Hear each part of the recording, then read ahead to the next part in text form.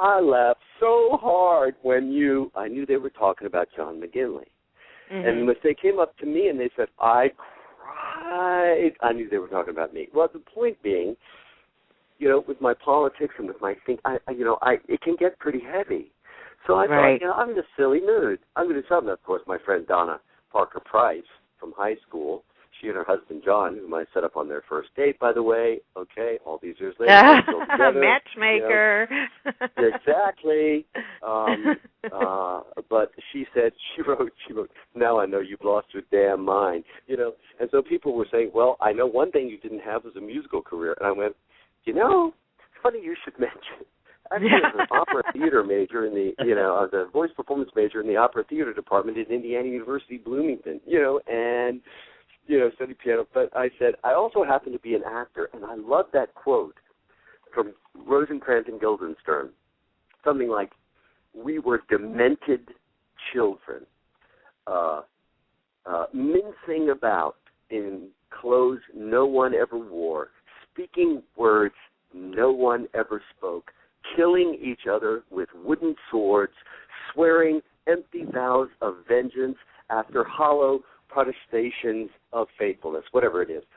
It says, and all of it, every word, every gesture, vanishing into the thin, unpopulated air. Now, this is the phrase I really like. It says, we ransomed our dignity to the clouds, and the uncomprehending birds listened.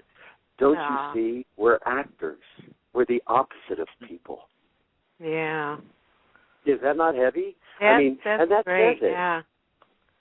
I've never heard that before. Yes, Rosencrantz. It's Tom Stoppard in Rosencrantz. Don't you see? We're actors. We're the opposite of people. Yeah. Wow.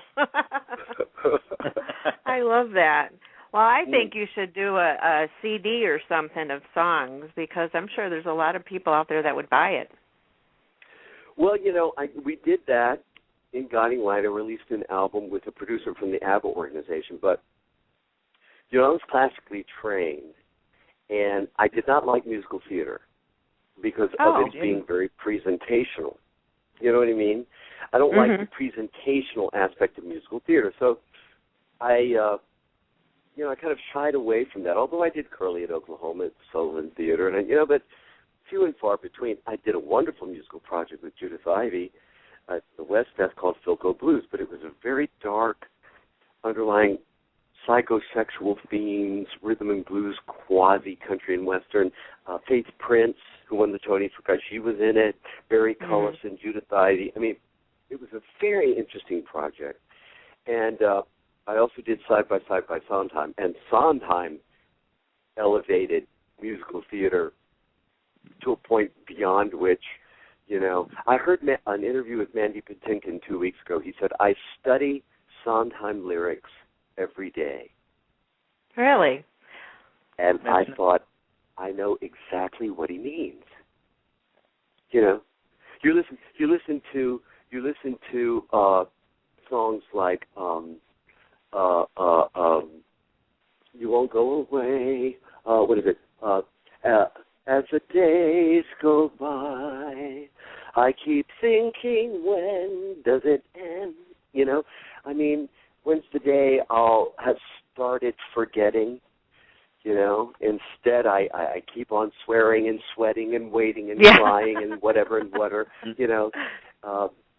I die day after day after day after day as the years go by. It's a whole different world, I did Side by Sondheim. I got to sing I Remember Sky. I got to sing, because they gave it to the man. It's a woman's song in Follies. But Could I Leave You, he gave to the man when they put it in Side by Sondheim.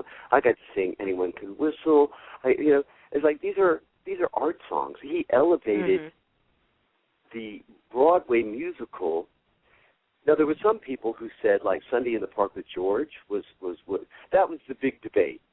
He was so in his head. Let me tell you, I've never had a more emotional experience than I had during Sunday in the Park with George, because it appealed to my head and my heart. If it only appeals to my heart, it's sentimental. If it only appeals to my head, it's analytical and cold. he hits me. Right. I don't know, and apparently I'm not alone. Both my head and my heart. You know what I mean? So it's it's pretty incredible. But yeah, we did an album, and then I was supposed to go to Sweden to record in the ABBA studios, and the direction that we were going in was not one that I particularly liked, and I had an opportunity to do in Connecticut, and never being the most business savvy. I mean, I could be, had I done that, but I went off to do Three Musketeers, and that was the end of my recording career. Aww. Well, you know what? I've kept singing for myself. The problem is, it's like when I was doing Dancing at Lunasa on Broadway, and they asked me to do Carter Jones, who is a real crazoid. I mean, beating up Melody Anderson and then crying and snotting because she wouldn't. I just wanted her to love me, and screaming and yelling. I hemorrhaged the vocal cord.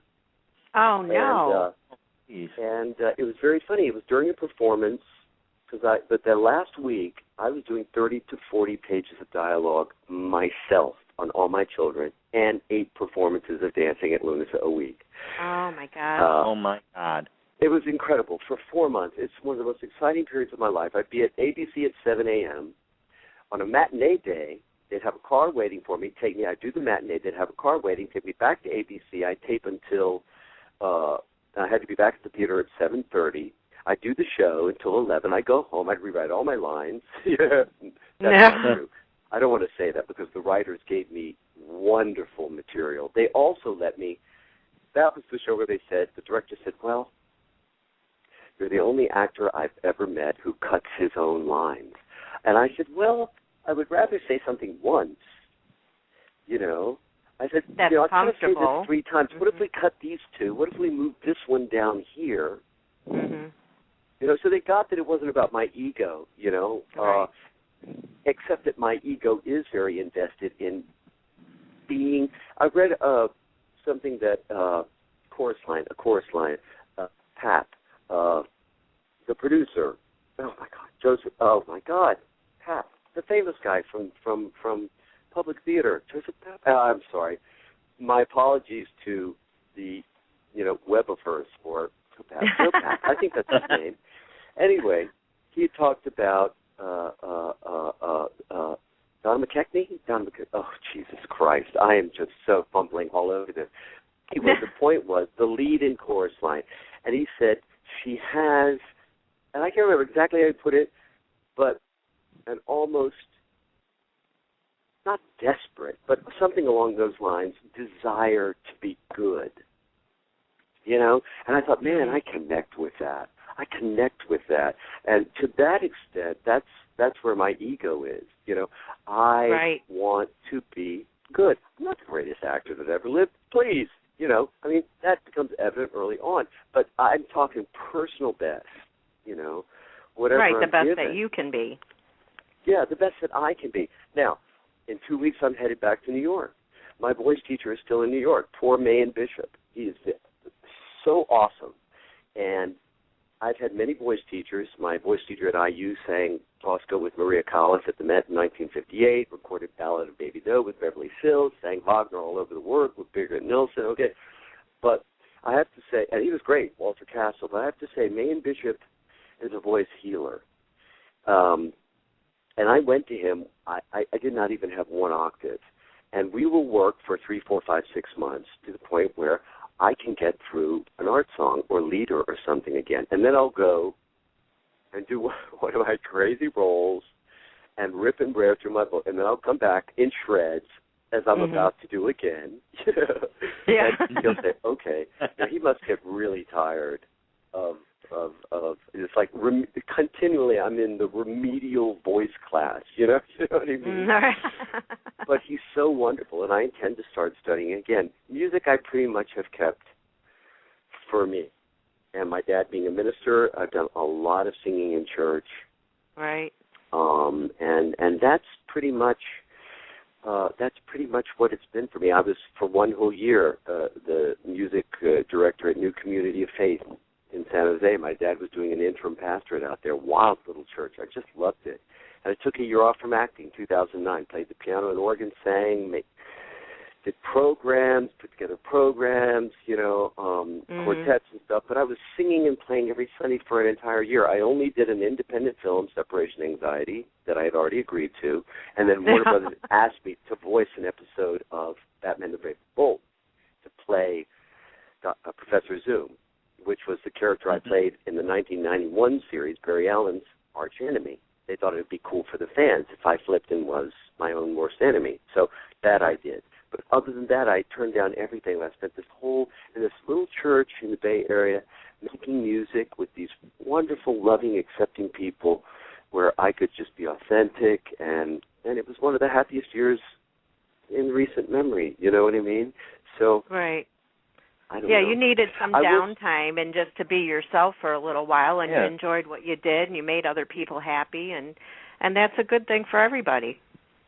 Yeah, right. Make everybody for me. I have to say, I think music was my gift, and for a combination of reasons, I sort of went into acting at a point where things became difficult because it was easier. Now, that should tell you something about how screwed up I am. Who becomes an actor because it's easier? And I think I'm a good actor. I think I could have been. This is maybe a little bit too self-revelatory, but anyway, I think I could have been a great musician because I studied piano since I was before my 5th birthday. I was giving concert organ recitals at 12, 13, 14. I was carted off to the voice teacher at 17. I went on a voice performance scholarship to Indiana University. I dropped out. But that is, I've always said, I sort of put acting together with spit and chewing gum after music became, for a variety of physical and psychological reasons, too difficult. You know what I mean? I don't know if that's neither here nor there, but thank you for your comments. Yes. About my voice. Oh, you're very welcome. I know that David had a guiding light question for you. David, you want to hit him up? Yeah, I'll hit you up. Let me see. John? Just don't hit him. Okay. I won't hit him. I'll open my hand. Or if you do, flatten your hand and avoid my ear. It's all good.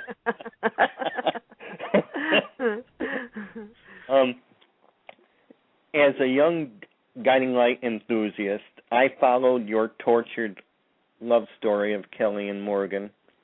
I found it slow, steady, and at times irritating because I was always waiting for Morgan to wise up.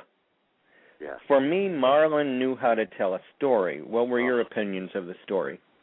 I have to tell you, I say, I have been, and I don't know what word to use anymore. I can't really say blessed, because if I imply that I'm blessed, then that implies that other people are not blessed, which implies that I believe in a God who plays favorites, and I don't.